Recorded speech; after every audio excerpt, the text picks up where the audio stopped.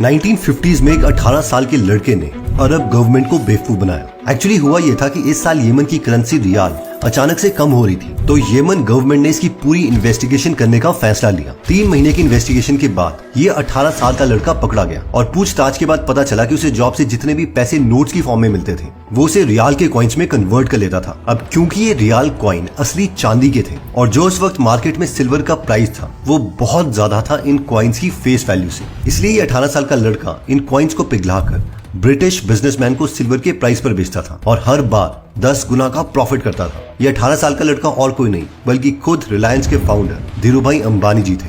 इस स्टोरी से ये तो पता चलता है कि धीरूभाई अंबानी हर सिचुएशन में पैसा कमाने का तरीका पता कर लेते थे और कितने अच्छे बिजनेसमैन थे। लेकिन क्या आपको पता है कि धीरूभाई पर एलिगेशंस हैं कि उन्होंने साल 1989 में अपने एक सीनियर एम्प्लॉय कीर्ति अंबानी को बॉम्बे डाइंग कंपनी के ओनर नूसली वाडिया की मर्डर की प्लानिंग करने के लिए कहा था, जिसकी वजह से पुलिस ने इस एम्प्लॉय को अरेस्ट भी किया था। इसके अलावा एक लीगल चैम्बर में एक केस की हियरिंग के दौरान सीनियर वकील ने धीरूभाई अंबानी के खिलाफ ये बोला था, आज धीरूभाई अंबानी सरकार से भी बड़े हो गए हैं, वो प्राइम मिनिस्टर को बना भी सकते हैं और हटा भी सकते हैं। अगर कोई न्यूज़पेपर उन्हें क्रिटिसाइज करता है तो वो कहते हैं तुम मेरी एडवर्टाइजिंग की वजह से टिके हुए हो, और अगर कोई पॉलिटिकल पार्टी का लीडर उनके अगेंस्ट स्टैंड लेने की कोशिश करता है कि मेरे आदमी सभी पॉलिटिकल पार्टीज में है और मैं तुम्हें इस पॉलिटिकल पार्टी से कभी भी निकलवा सकता हूँ। धीरूभाई अंबानी आज सिस्टम के लिए खतरा बन चुके हैं और इन्हें आज कोई नहीं हरा सकता। लेकिन आज से पहले हमने कभी भी धीरूभाई अंबानी के बारे में ऐसा सुना ही नहीं था, और जब भी हम धीरूभाई अंबानी जी का नाम सुनते हैं तो हमारे माइंड में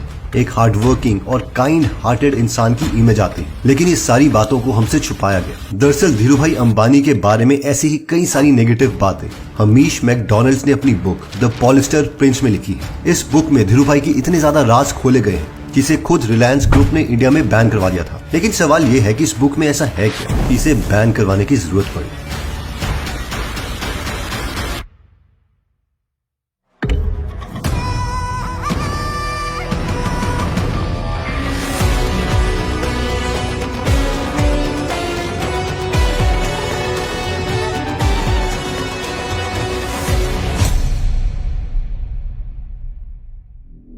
1966 में धीरूभाई ने पॉलिस्टर यार्न के बिजनेस को स्टार्ट किया। इस बिजनेस में बहुत पैसा था, इसलिए बहुत से बिजनेसमैन इस बिजनेस को करना भी चाहते थे। धीरूभाई को पता था कि अगर इन कॉम्पिटिटर से जीतना है तो सिर्फ अच्छे पॉलिस्टर से धंधा नहीं बनेगा, बड़े बड़े पॉलिटिकल लीडर्स और गवर्नमेंट ऑफिशियल के साथ रिलेशनशिप बिल्ड करना जरूरी है। धीरूभाई ने किया भी ऐसे ही।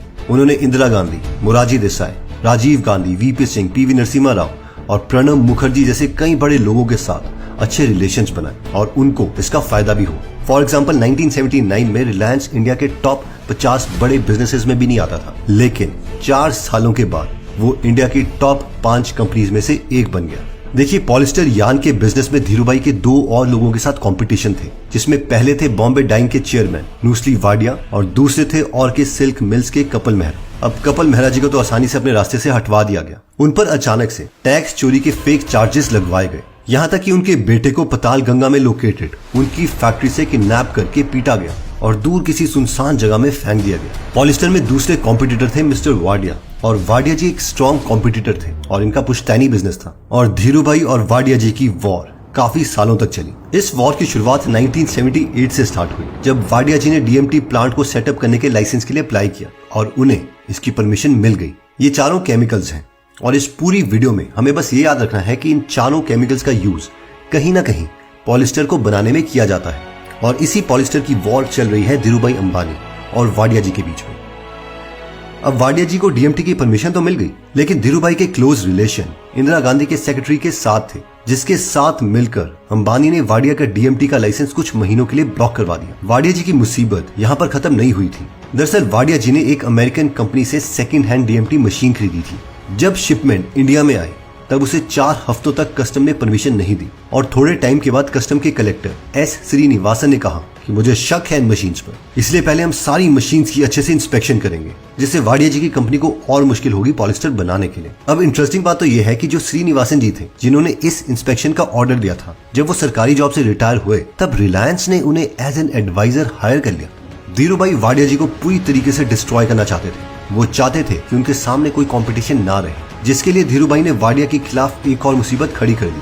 अब जैसे कि हमने पहले देखा था कि पॉलिस्टर के लिए पैराक्सीन नाम के केमिकल की रिक्वायरमेंट पड़ती है, तो अंबानी जी ने क्या किया कि 1988 में इलीगली पैराक्सीन मैन्युफैक्चरिंग का प्लांट खुद ही सेटअप कर लिया। अब होता यह था कि पॉलिस्टर बनाने के लिए धीरूभाई को जब पैराक्सीन की जरूरत पड़ती तो वो इसे अपने प्लांट से ही ले लेते, जिसकी इन्होंने परमिशन भी नहीं ली थी। जबकि वाडिया जी को जब पैराक्सीन की जरूरत पड़ती तो वो उन्हें बाहर से इंपोर्ट करना पड़ता। अब अचानक से मार्च में कुछ अजीब सा हुआ। पहले तो पैराक्सीन की कीमत वर्ल्ड वाइड $400 से इंक्रीज होकर $685 हो गई। साथ ही में किसी ने गवर्नमेंट की हेल्प के लिए पैराक्सीन पर कस्टम ड्यूटी 85% से इंक्रीज करवा के 120% कर दी। मतलब पैराक्सीन सिर्फ वाडिया जी के लिए महंगा हुआ था, धीरूभाई अंबानी जी के लिए नहीं।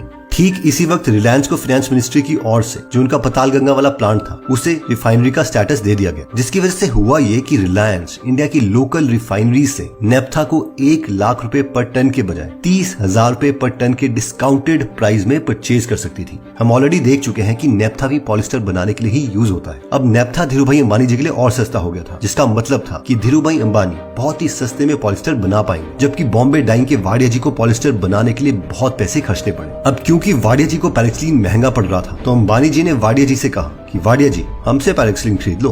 वाडिया जी के पास कोई ऑप्शन नहीं था, क्योंकि बाहर से तो पैराक्सीन बहुत महंगा पड़ रहा था। लेकिन धीरूभाई अंबानी ने सोचा कि ये पैराक्सीन मैं अपने कॉम्पिटिटर को सस्ते में क्यों दूं, इसलिए उन्होंने पैराक्सीन वाडिया जी को 28,000 रुपए पर टन के हिसाब से दिया, जो कि ब्यूरो ऑफ इंडस्ट्रियल कॉस्ट से 7,000 रुपए ज्यादा था। यानी सरकार बोलती रही कि इस पैराक्सीन का MRP इतना है, इससे महंगा मत बेचना। लेकिन अंबानी जी को कोई फर्क नहीं पड़ा और अपने कॉम्पिटिटर से भी पैसे कमाए। अपने कॉम्पिटिटर को चीजें महंगे में बेचना ये तो बिजनेस मूव थी, लेकिन उसे डराना भी तो जरूरी था। अंबानी जी पर यह एलिगेशन है कि वो वाडिया के पूरे बिजनेस को खत्म करना चाहते थे, इसलिए वाडिया जी को मर्डर की धमकियां मिलती रही और एक टेररिस्ट ने उनके बेटों को किडनैप करने की भी धमकी दी थी। 18 नवंबर 1985 को CBI एक FIR फाइल करती है, जिसमें मिनिस्ट्री ऑफ कॉमर्स और फाइनेंस के सारे ऑफिशियल्स पर ये एलिगेशंस लगाए गए कि उन्होंने अपनी पोस्ट का मिसयूज किया और रिलायंस को बेनिफिट पहुंचा। दरअसल हुआ यह था कि 29 मई 1985 को सरकार ने यह अनाउंस किया कि PTA को कोई भी बाहर वाली कंट्री से खरीद नहीं पाएगा, उसे पहले PTA इंडियन कंपनी से ही खरीदना पड़ेगा। बट साथ में इंडियन गवर्नमेंट ने यह भी रूलिंग निकाली कि जो लोग ऑलरेडी 29 तारीख तक फॉरेन कंट्रीज को PTA का ऑर्डर दे चुके हैं वो अगले 90 दिनों तक अपने ऑर्डर ले सकते हैं, क्योंकि सरकार ये नहीं चाहती थी कि इंडियन कंपनीज को नुकसान हो। ऐसा ना हो कि PTA के लिए किसी इंडियन कंपनी ने फॉरेन कंट्री को पैसे दे दिए हो और सरकार की रूलिंग की वजह से उन्हें ये सामान मिले ही ना। अब वाडिया जी को लगा कि PTA की इंडिया में क्वालिटी तो अच्छी है नहीं, इसलिए जो भी पॉलिस्टर बना रहे हैं वो सब PTA इंडिया से नहीं लेंगे, बल्कि उनकी कंपनी से DMT खरीद लेंगे, क्योंकि DMT का यूज करके भी अच्छी क्वालिटी का पॉलिस्टर बनाया जा सकता है। पर वाडिया जी भूल गए कि अंबानी का दाव अभी बाकी है। जिस दिन यानी 29 तारीख को सरकार की जब रूलिंग आई थी तो ये पता चला कि 29 से सिर्फ 2 दिन पहले यानी 27 और 28 को किसी ने फॉरेन से बहुत ज्यादा PTA ऑर्डर करवा रखा था और ये धीरूभाई अंबानी थे। और ये PTA का ऑर्डर कोई छोटा मोटा ऑर्डर नहीं, बल्कि पूरे 1,14,000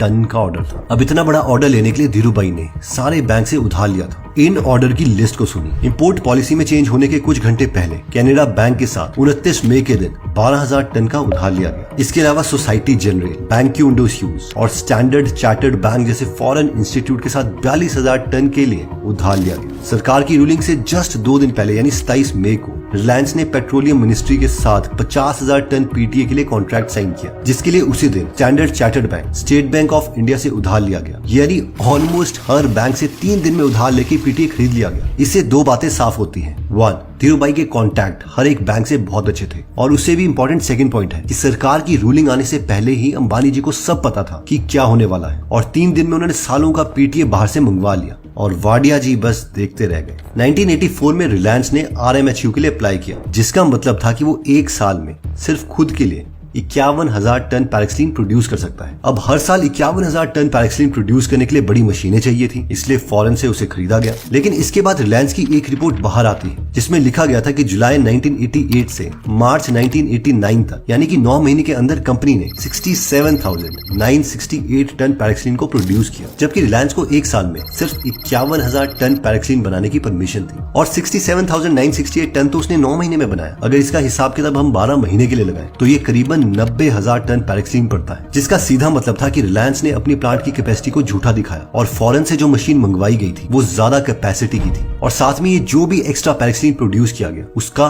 कोई टैक्स नहीं दिया गया, और ये टैक्स अप्रोक्सीमेटली 100 करोड़ रुपए था। इससे पहले कि हम नेक्स्ट एलिगेशन के बारे में बात करें, पिछली 2 वीडियोस में हमें कमेंट आ रहे थे कि हमें एडिटिंग करते कैसे हैं, ये मैग्नेट्स मीडिया यूट्यूब चैनल की तरह हम कैसे एनिमेशन करते हैं, इसका क्या कोई सॉफ्टवेयर है या इसका कोई कोर्स है क्या। इसके अलावा और भी इंटरेस्टिंग बात तो ये हुई कि जब मेरे 4 यूट्यूबर फ्रेंड ने भी इस एडिटिंग स्टाइल की तारीफ करी, तो उस पर मुझे और मेरी टीम को ये तो क्लियर था कि इस स्किल की डिमांड बहुत है, यूट्यूबर्स को अच्छा एडिटर नहीं मिल रहे हैं जो इस तरीके की एनिमेशन कर सके। तो हमने सोचा कि क्यों ना हम एडिटर्स को ट्रेन करें, उन्हें कोर्स दें और उस कोर्स में एक असाइनमेंट भी दें। अब जिसका भी मन होगा वो असाइनमेंट कर सकता है और हम अपनी वेबसाइट में लोगों की असाइनमेंट शेयर करेंगे। अगर किसी यूट्यूबर को उनका काम अच्छा लगता है तो हम उस एडिटर से उन्हें मिलवा सकते हैं, इससे एडिटर को काम मिल जाएगा और यूट्यूबर को आसानी से अच्छे लेवल का एडिटर। तो अभी तो हमने ये कोर्स नहीं बनाया है, ना ही हमें ये पता है कि इस कोर्स का प्राइस क्या होना चाहिए, क्योंकि कई लोग इस एडिटिंग कोर्स के 44,000 रुपीज तक चार्ज कर रहे हैं। एनीवेज हम नहीं चाहते किसी को इतना पे करना पड़े। अभी हमने अपने कोर्स के प्राइस को डिसाइड नहीं किया है, लेकिन हमें ये पता है कि इसका प्राइस फ्यूचर में 1247 रुपीज से कम तो नहीं होगा। तो अभी अगर आप इस कोर्स को प्री बुक करना चाहते हैं तो इसका लिंक हमने डिस्क्रिप्शन और फर्स्ट कमेंट में दे दिया है, और प्री बुक करने पर आपको 500 रुपीज का डिस्काउंट मिलेगा, यानी अभी आप इसे 747 रुपीज में ले सकते हैं। आपको अप्रोक्सीमेटली 30 दिन के बाद मिलेगा, लेकिन ये बेस्ट कोर्स होगा और हम इस कोर्स में अपनी एग्जैक्टली एक वीडियो कंप्लीट करके दिखाएंगे। इसके साथ ही इस कोर्स में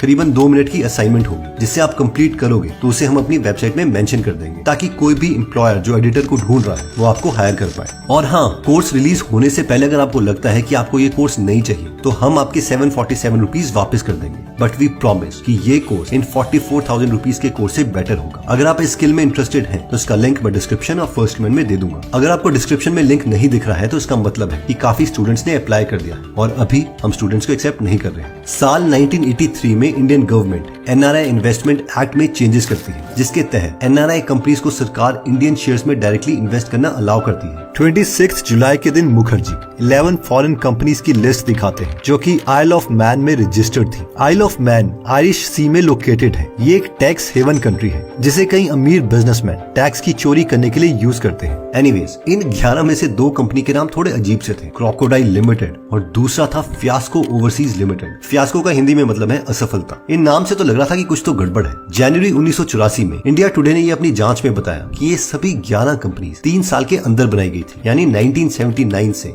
1982 के बीच में, और इन सारी कंपनी के जो डायरेक्टर थे उनके अंग्रेजों के नाम थे। लेकिन 1982 में अचानक से इनके डायरेक्टर इंडियन बन गए और मैक्सिमम कंपनीज का एक कॉमन सरनेम था और ये सरनेम शाह था। इन 11 में से 8 कंपनी में सबसे बड़े investor English Midland city of Leicester के रहने वाले कृष्णा शाह, उनकी वाइफ, 3 बेटे और एक डॉटर इन लॉ थी। इसके अलावा न्यूयॉर्क के रहने वाले कपल प्रफुल्ल और नालिनी शाह 5 कंपनीज के डायरेक्टर थे। 20 अगस्त 1982 को आरबीआई ने एनआरआई कंपनीज पर एक रूल चेंज किया था कि एनआरआई कंपनीज इंडिया में 1 लाख रुपए से ज्यादा इन्वेस्ट कर सकती है। इसके ठीक 3 दिन के बाद आइल ऑफ मैन की 3 कंपनीज ने रिलायंस में इंडिविजुअली 2-2 करोड़ रुपए इन्वेस्ट किए। सिमिलरली 24 सितंबर को 4 और कंपनीज ने अप्लाई की। 15 अक्टूबर को 6 और कंपनियों ने सेम प्राइस पर शेयर खरीदे। अब इंटरेस्टिंग बात यह है कि इन सब कंपनियों के डायरेक्टर कृष्णकांत शाह थे, जो कि धीरूभाई के ओल्ड क्लासमेट थे, जिनकी धीरूभाई ने 1947 में हुए जूनागढ़ कम्युनल दंगों में जेल से बाहर निकलने में हेल्प करी थी। शाह एक मिडिल क्लास आदमी थे। शाह के पास करोड़ों रुपए नहीं थे इन्वेस्ट करने के लिए, ना ही वो इतने बड़े बैंक से लोन ले सकते थे। एलिगेशंस ये है कि ये सब धीरूभाई का करा धरा है। जिस साल इन कंपनीज ने रिलायंस में इन्वेस्ट किया उस साल रिलायंस का स्टॉक प्राइस 104 रुपए से बढ़कर 186 रुपए हो गया, यानी 78% का जंप, और इससे अंबानी जी ने और फंड्स उठा के रिलायंस को एक्सपैंड किया। 2